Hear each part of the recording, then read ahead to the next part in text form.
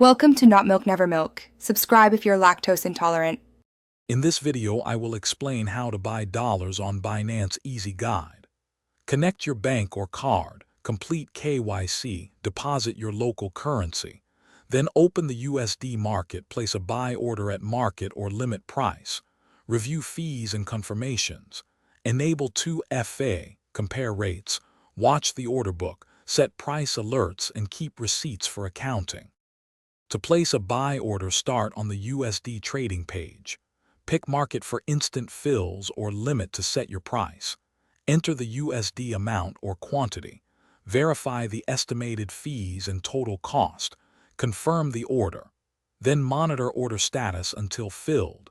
And review your USD balance in the wallet after settlement to ensure funds arrived as expected.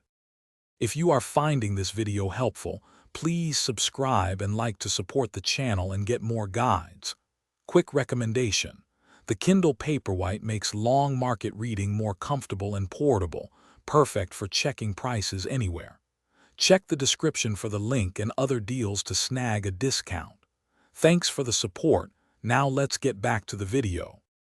After buying dollars, review your spot and fiat wallets. Decide if you will hold on Binance or withdraw.